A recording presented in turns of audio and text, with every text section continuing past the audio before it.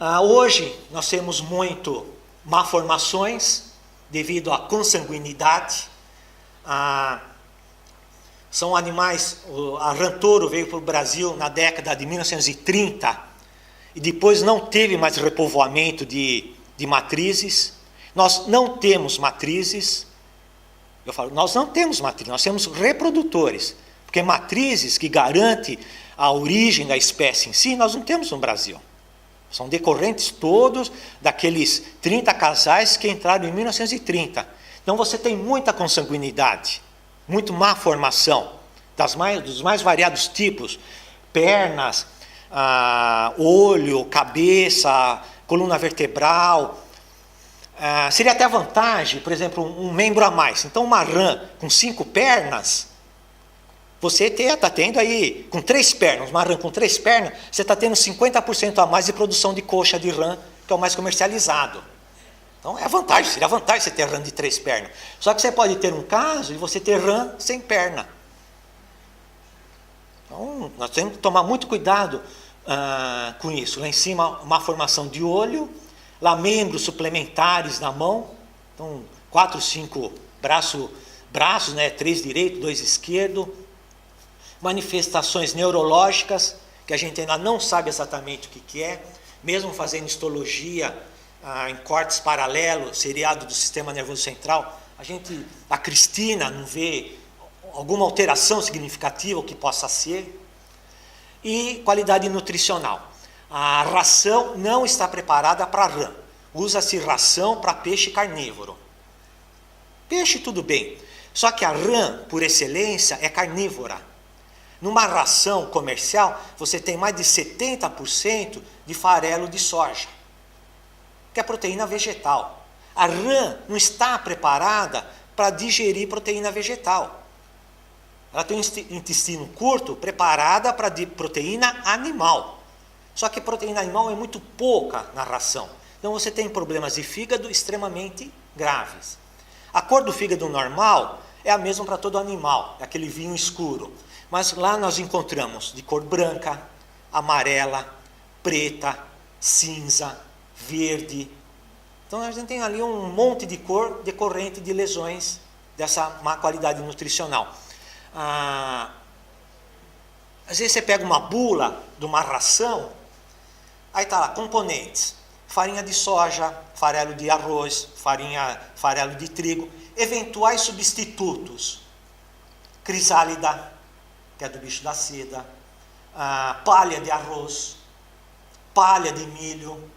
Como uma rã vai digerir uma proteína de palha de arroz? Não tem como digerir isso. Aí você olha na formulação, quantidade ideal de proteína bruta, 45%. Ótimo, 45% é o recomendado para rã. Só que esses 45% de proteína é a proteína não biologicamente aproveitável pela rã. E as indústrias de ração no Brasil não produzem ração específica para rã porque não tem mercado. E é cara. E o transporte também é muito caro. Hoje, algumas cooperativas estão começando a produzir ração para rã, utilizando subprodutos da rã como farinha, como proteína animal para enriquecer o material. Nosso laboratório mesmo, lá o LISA, começou com esse projeto em 2007, detecção do vírus da mancha branca por histopatologia, hibridização in situ, PCR e microscopia eletrônica em camarões destinado ao consumo no estado de São Paulo. O Lithopeneus vanamei, que é o nosso conhecido como camarão cinza ou camarão do Pacífico. E lá nós conseguimos equipamentos para PCR, microscópio lupas, um freezer -70, computadores, equipamento para hibridização, balança. Isso nós conseguimos pelo projeto, porque se fosse pela instituição, a gente não ia ter nada disso, não ia ter mesmo. Esse freezer -70, essa semana que está entrando no laboratório, que eu recebi ele em 2009, por causa de problemas de porta e reforma e transporte, agora que ele está chegando no nosso laboratório.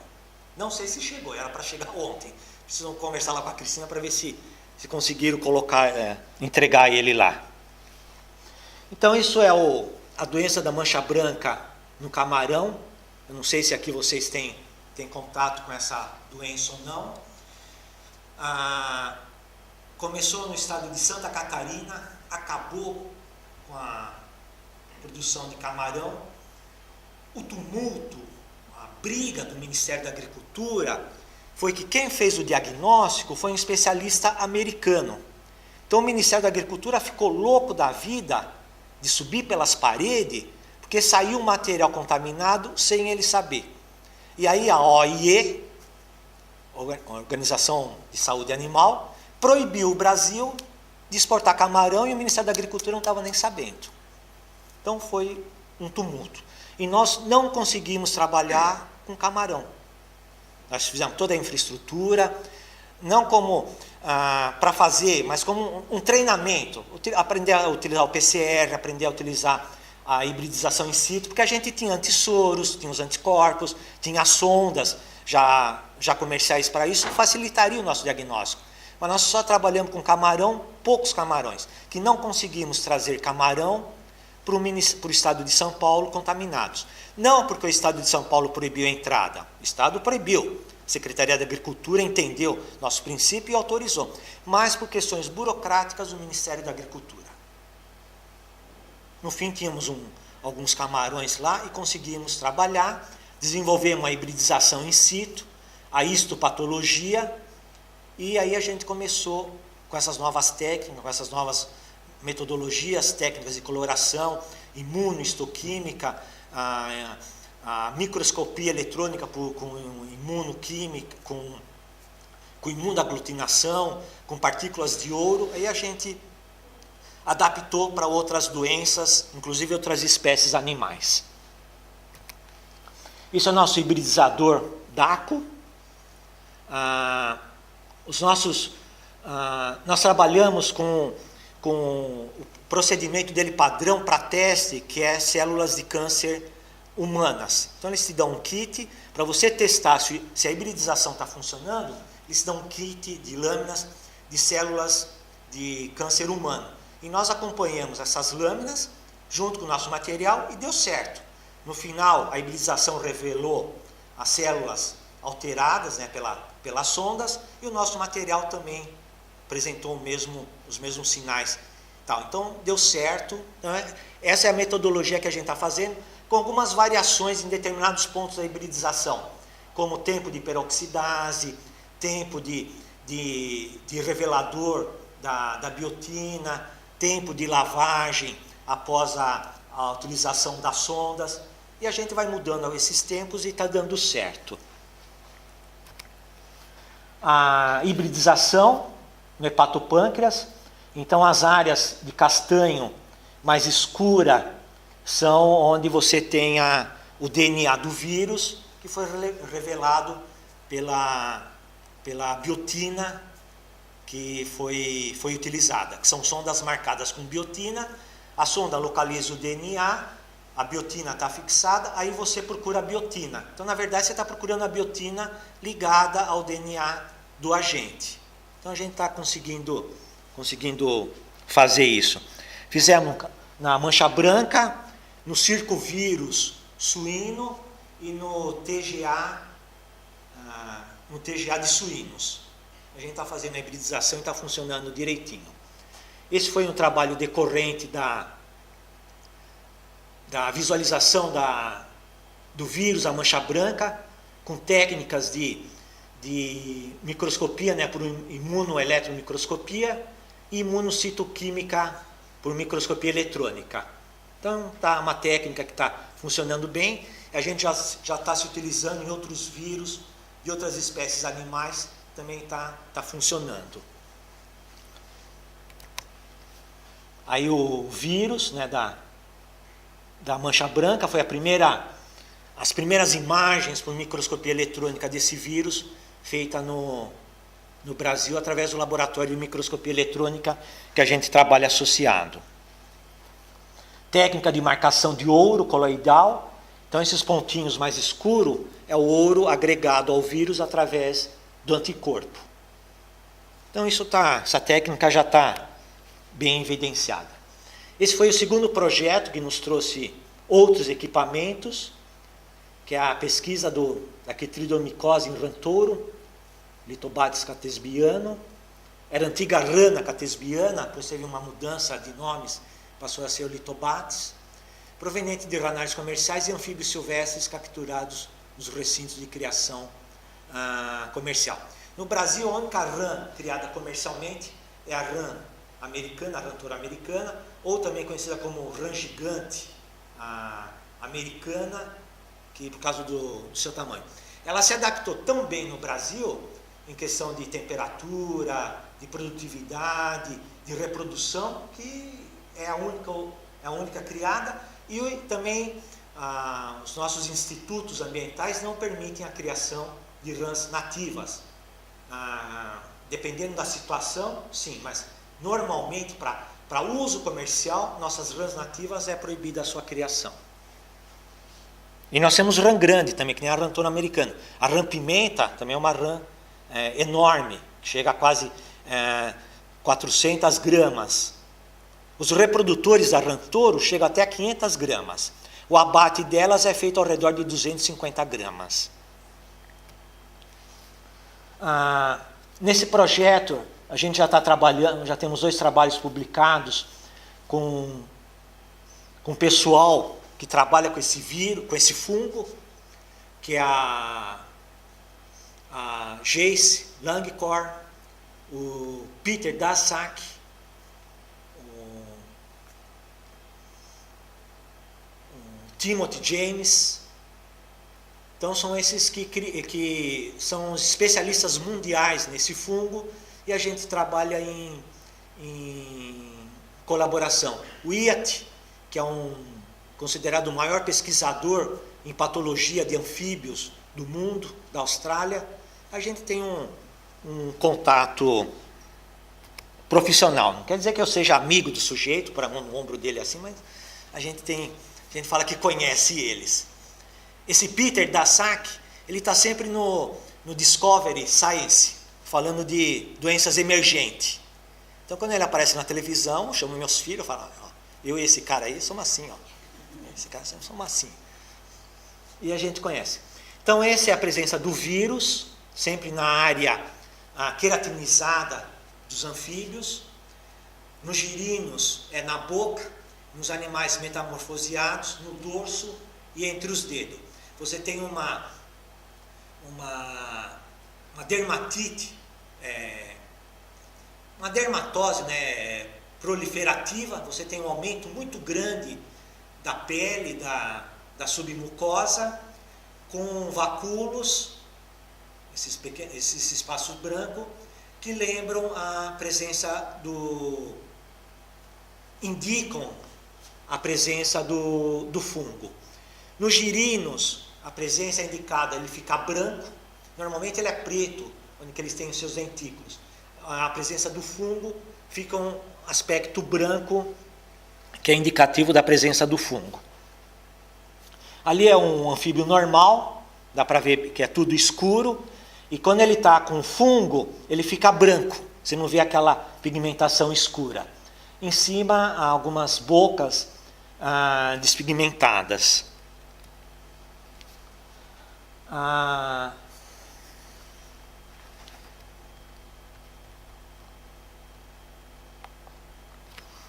Isso é a hibridização in situ do fungo, também experimental ainda. Então essas áreas mais esparramadas de cor castanha lembra a presença do fungo. Isso a gente ainda está testando os tempos de peroxidase, tempo de sonda, tempo de indicador dos reveladores da biotina, e a hematoxilina eosina, que a gente está usando também para o diagnóstico do fungo. Outra parte do diagnóstico é feita pela cultura. Então a gente pega pequenos fragmentos da boca dos girinos, semeia em agar triptose, e aí vai crescer as colônias do fungo.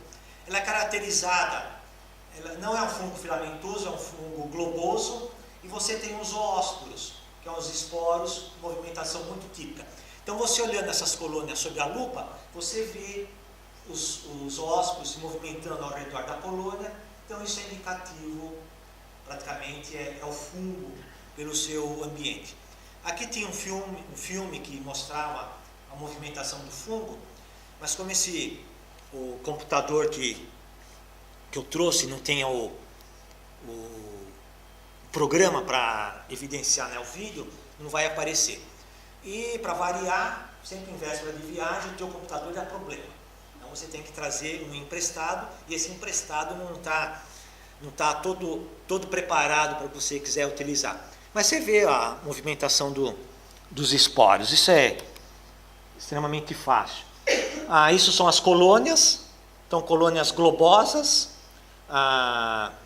que vão se formando, né, um ao redor do outras, e a gente vê em volta dessas colônias a movimentação dos esporos.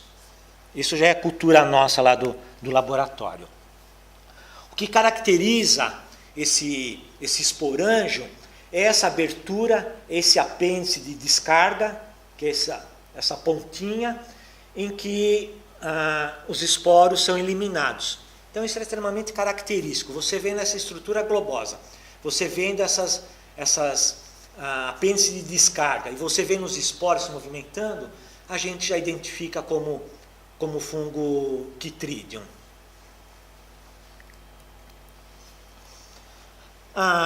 Essas são outras situações que a gente vê em patologia de anfíbios, malformações, a lesão, necrose de pontas de dedo, prolapso da cloaca, muito comum por causa da qualidade da ração.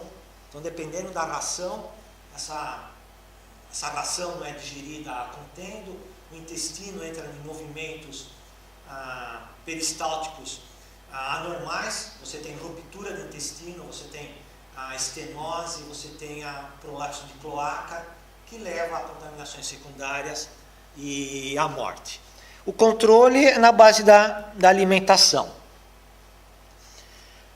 Outra coisa que a gente estamos trabalhando agora, são em peixes com formações tumorais, tumores e nódulos. A gente está encontrando muito granuloma causado por Mycobacterium. Não são peixes de alimentação, são peixes ornamentais. Mas nada impede que alguém pegue um daqueles peixes e vá se alimentar. É proibido pescar nesses lagos municipais, mas isso pode ocorrer. Como também pode ter um escape e aparecer em criações comerciais. Isso é um trabalho que nós apresentamos no ano de 2011 na Grécia, mostrando a presença, né, de micobactéria em peixes nos lagos na cidade de São Paulo.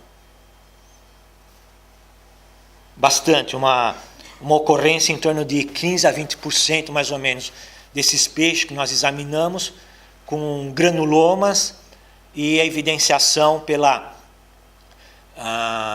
pelos Ioh-Nielsen da micobactéria, e também por PCR foi identificado alguns. Cascudo, com formação não maligna na barbatana. Esse aqui também teve uma ocorrência de micobacteriose num desses animais.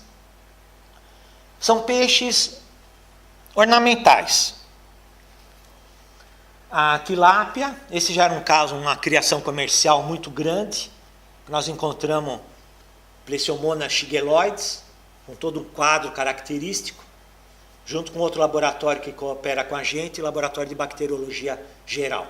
Então, o biológico é setorizado, você tem o nosso laboratório que eu recebo, faço a parte de histologia, aí encaminha-se material para o laboratório de micobacteriose, laboratório de bacteriologia geral, laboratório de microscopia eletrônica, o PCR, eu faço a extração do DNA, o PCR é feito no laboratório de viroses de bovídeos.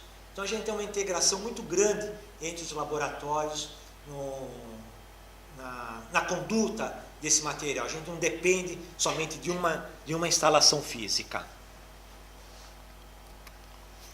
Então esses são nossos sistemas de criação de rã, onde você tem milhares de animais alojados. Milhares de animais alojados.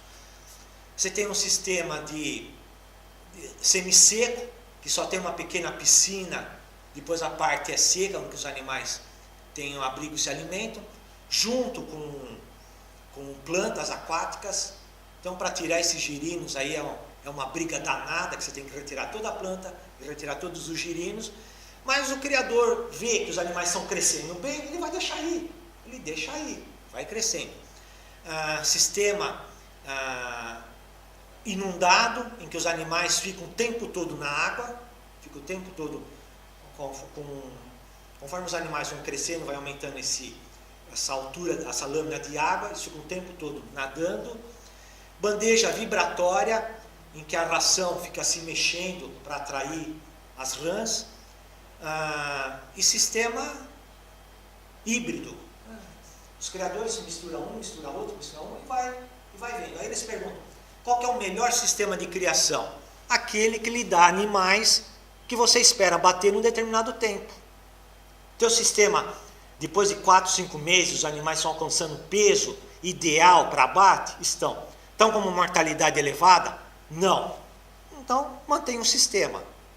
E os cuidados sempre presentes de higienização.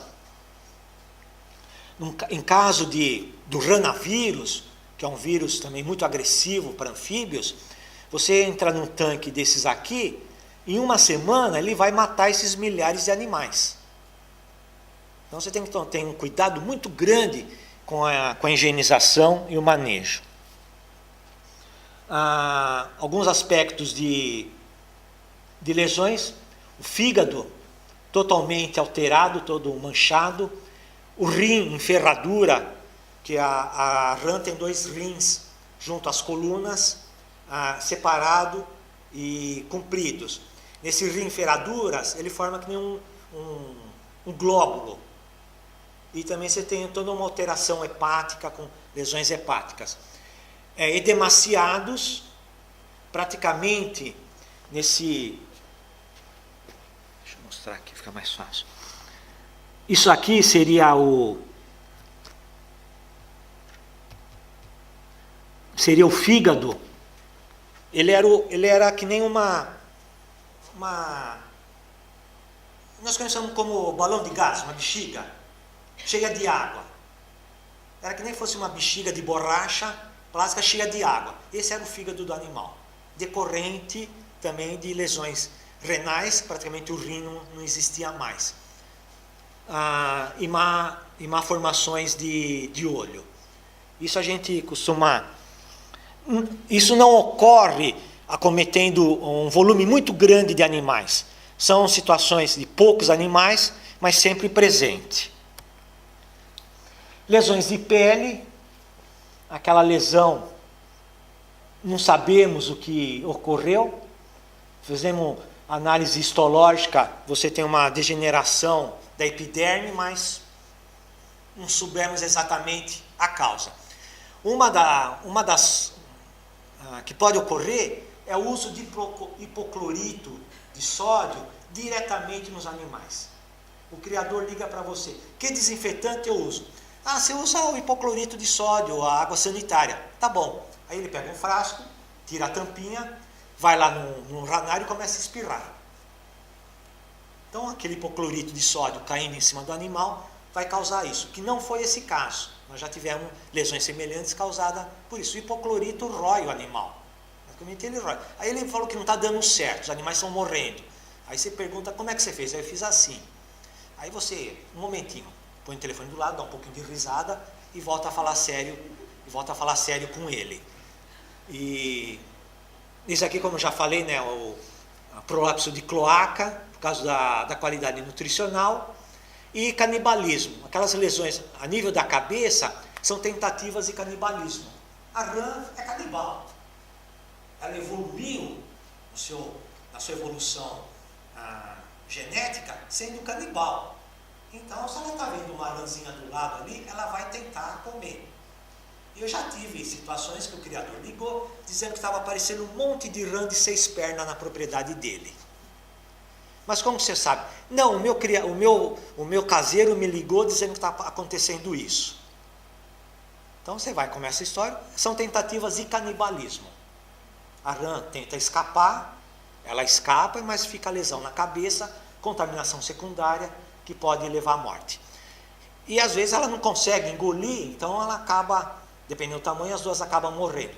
E uma vez nós, num ranário lá, quase meia hora depois que nós vimos uma imagem que nós vimos, aí lá o criador entrou lá, pegou, puxou a rã que estava na boca, essa rã que estava sendo engolida, soltou ela saiu pulando.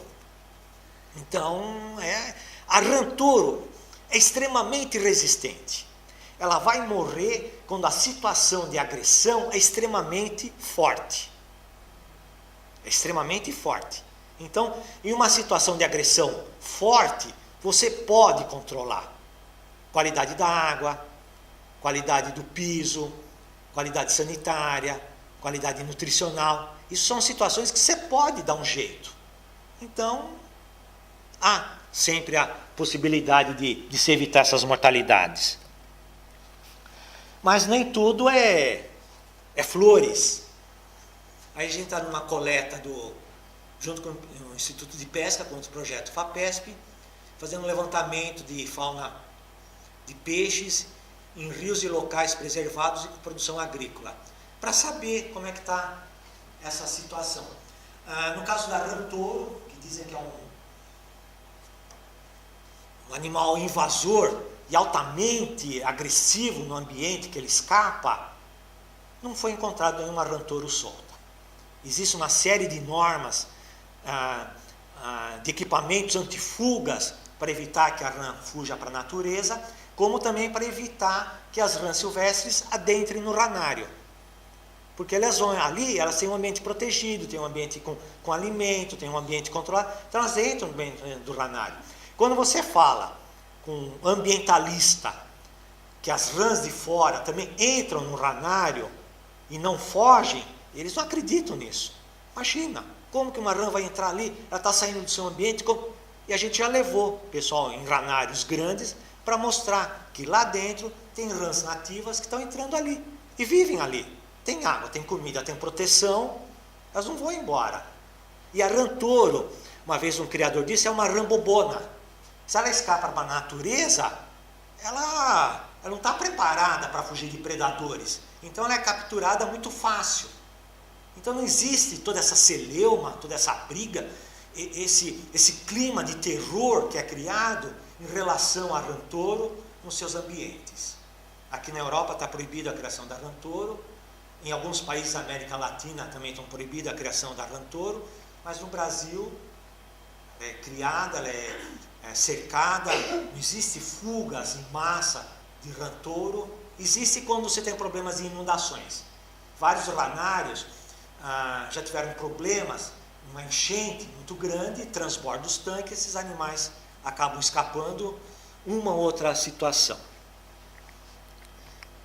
E aqui agora uma apresentação lá do Instituto de Pesca, nosso instituto parceiro. Havia a possibilidade da colega lá do Pesca, da doutora Cláudia Ferreira, fazer também essa viagem, mas por questões também de família ela não foi possível. Então ele tem várias bases, é um instituto de fomento da aquicultura no estado de São Paulo. A sede é em São Paulo, com que a gente chama peixes de águas do interior, que é em São José do Rio Preto, dentro do estado de São Paulo, e a peixes marinhos, que é a base em Ubatuba, Santos e Cananéia, no litoral sul. Litoral norte, centro, litoral sul. Trabalham com ostra, trabalham com marisco, trabalham com estatística de pesca. Agora no litoral norte estão tentando fazer a criação offshore de algumas espécies de peixe, mas particulares, com o apoio do Instituto de Pesca. Então essas são as bases. Museu de Pesca em Santos, os laboratórios, isso está tudo totalmente reformado. Eles não fazem a parte de museu, pesca em Museu Marinho em Santos, o aquário, com peixes nativos e alguns peixes exóticos. O Instituto de Pesca, isso é a sede no Parque da Água Branca, também sempre com nós somos que nem aquela lenda da espada Demóstenes, né? Demonstra que o cara está almoçando com a espada pendurada na cabeça. Então esses institutos, Instituto de Zootecnia, Instituto de Pesca, o biológico já passou por isso, está sempre sujeito a uma hora ter uma espada na cabeça e ter que sair do local. O pesca é a que a gente chama de bola da vez, é o que está mais ameaçado hoje de ter que sair do local dele.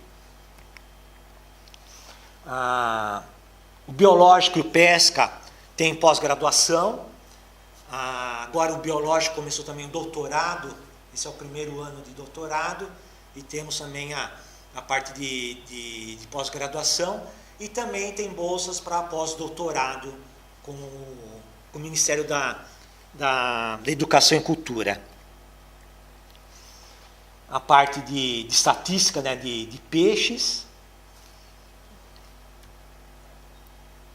a tecnologia, né, em aquicultura, sistemas de criação de ostras, marisco, tilápia, camarão.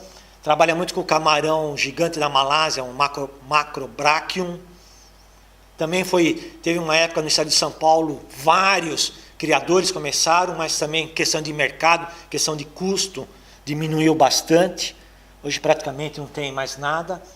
Os aspectos, o pesca trabalha com a parte ambiental, a parte social e a parte econômica. Várias publicações, como também o biológico, também tem várias. Praticamente, como são institutos irmãos, o que um tem, o outro tem. Então, lá nós temos o arquivos do Instituto Biológico. Aqui é o boletim do Instituto de Pesca, com manuais práticos, livros e capítulos de livro, artigos técnicos e artigos de divulgação científica. Que a política editorial é da organização APTA, que coordena todos os institutos. Então, o que um tem, o outro também tem. Aqui está o nosso não. Eu me considero também um agregado ao Instituto de Pesca, então eu falo nosso.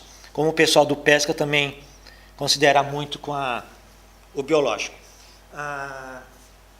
O Pesca não trabalha com sanidade, ele trabalha somente com fomento.